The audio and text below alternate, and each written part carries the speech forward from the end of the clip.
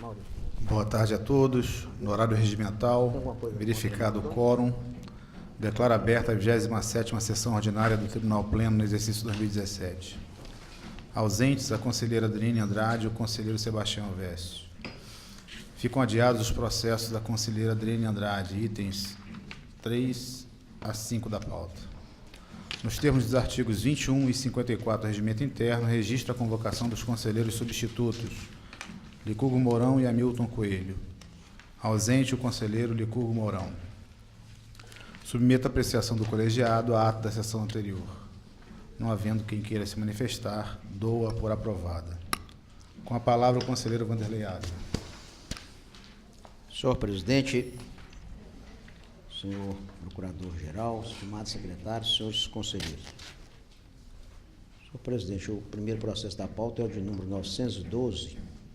912-162, que é um recurso ordinário. Não só ele, também como o seguinte, por já ter sido disponibilizado previamente no sistema, solicito a Vossa Excelência para me ater ao resumo. Pois não, Excelência.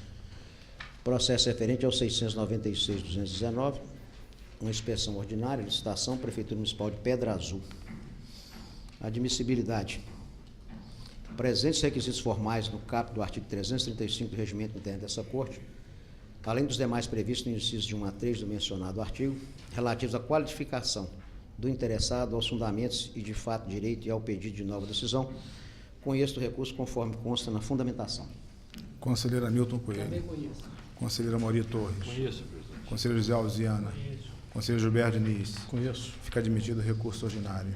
Prejudicial de mérito.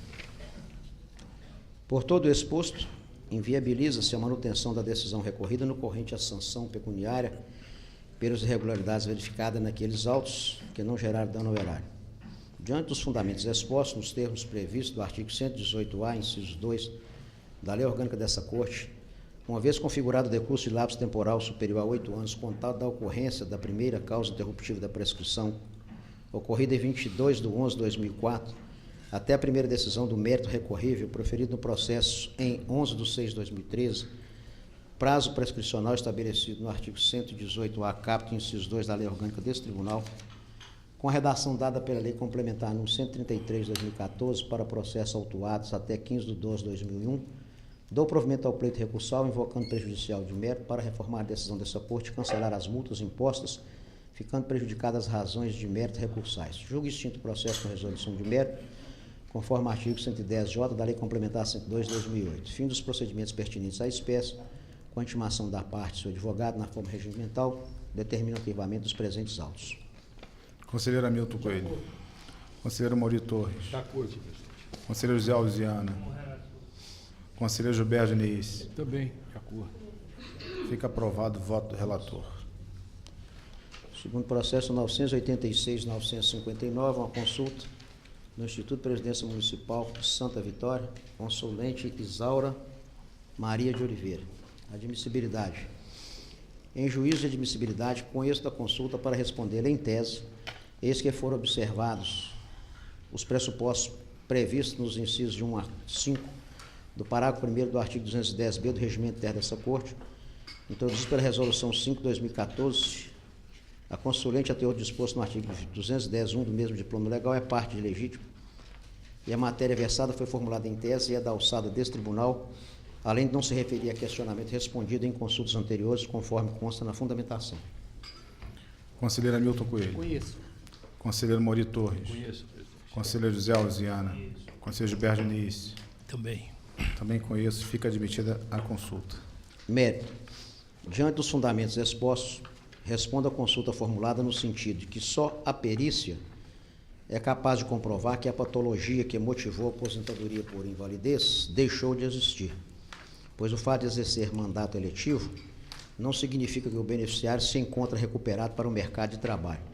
Por isso, não se pode aplicar o artigo 56, parágrafo 4º da Orientação Normativa SPS, número 02/2009, automaticamente, sem análise do caso concreto e sem o devido processo legal, onde se assegura o contraditório e a ampla defesa, nos termos do artigo 5º, inciso 54 e 50 da Constituição da República, não obstante, reverterá para o aposentado o ônus da prova, caso não se submeta à perícia quando convocado pelo órgão previdenciário, por imperativo da racionalidade própria ao direito, nos termos do artigo 369 a 380 do Código de Processo Civil Brasileiro, Lei 13.105 de 2015.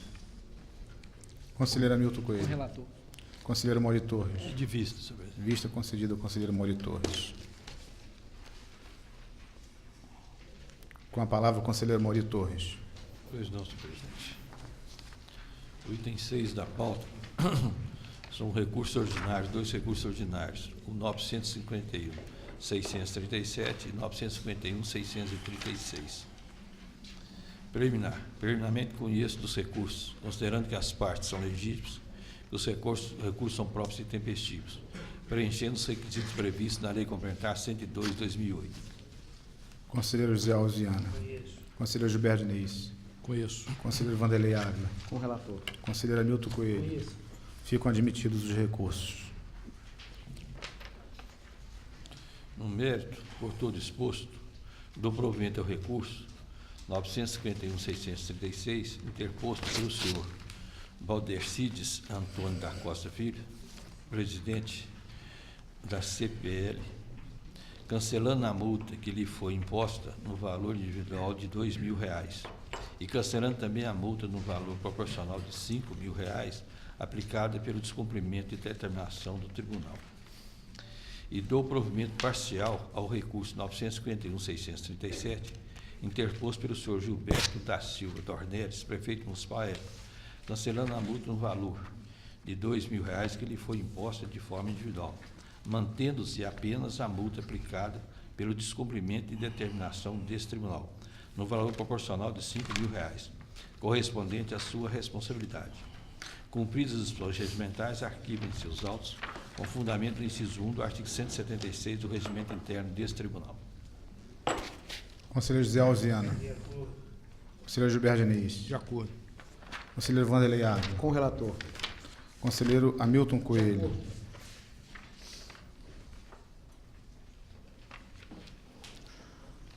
Então fica aprovado o voto do relator. O item 7 da pauta é o recurso ordinário 951.870. Preliminarmente ratifico a admissibilidade liminar exarada das folhas 13/14 e conheço do presente recurso, considerando que foram preenchidos os requisitos previstos na Lei Complementar 102 de 2008, quanto ao cabimento, tempestividade, legitimidade e interesse recursal. Conselheiro José Alziana. Conselheiro Gilberto Diniz. Também conheço. Conselheiro Vanderlei Ávila. Com o relator. Conselheiro Hamilton Coelho. Conheço. Fica admitido o recurso ordinário. Prejudicial de mérito. Conforme demonstrado na fundamentação do meu voto, não vislumbro a ocorrência das hipóteses prescricionais previstas na lei que rege a matéria, motivo pelo qual não acolho a prejudicial de mérito arguída. Conselheiro José Alziana. Conselheiro Gilberto Diniz. De acordo. Conselheiro Vanderlei Ávila. Com o relator. Conselheiro Hamilton Coelho. Afasta a prescrição. Fica afastada a prejudicial de mérito. No mérito, diante de todo exposto, dou provimento ao recurso para reformar a decisão proferida na sessão da primeira Câmara do dia 26 de 8 de 2014, nos autos de número 762 e 761, para cancelar a multa no valor de R$ 500 imposta à senhora Marina Oliveira Gomide e à senhora Poliane Pereira Tomás Silva, membros da Comissão Permanente de Licitação, mantendo-se as demais multas impostas no acordo à presidente da Comissão de Licitação e signatária do edital, senhora Marilza Marques de Oliveira, a secretária municipal de Obras e Serviços, Galba Gomes da Silva, e ao prefeito municipal Francisco de Assis Simões Tomás. Cumpridas as disposições regimentais, arquivem seus autos, com fundamento no artigo 176.1 do regimento interno deste tribunal. Conselheiro José Alziana. Conselheiro Gilberto Diniz. Com relator. Conselheiro Vanderlei Ávila. Com o relator. Conselheiro Hamilton Coelho. Aprovado o voto do relator. Com a palavra, o conselheiro José Alziana.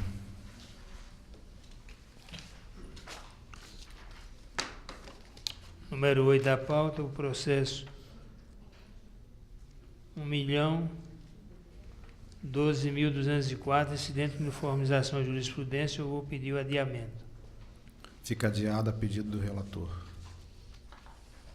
Passo a relatar o processo de minha pauta. É um retorno de vista, um processo em que houve um empate na admissibilidade. Por todo o exposto na fundamentação e preliminar de admissibilidade, acompanhando a divergência aberta pela conselheira Adriane Andrade, voto pelo conhecimento do presente recurso ordinário por entender que foram observadas as disposições legais e regimentais pertinentes. Nesse caso, fica admitido o recurso. Vencidos os conselheiros Vanderlei Ávila, relator,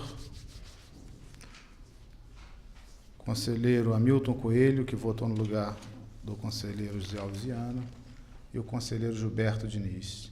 Devolvo a palavra para relatar o mérito ao conselheiro Vanderlei Ávila. Senhor presidente, eu solicito a Vossa Excelência que peça à secretaria para encaminhar o processo ao meu gabinete. Perfeito. Que se encaminhe, então, o processo ao gabinete do relator.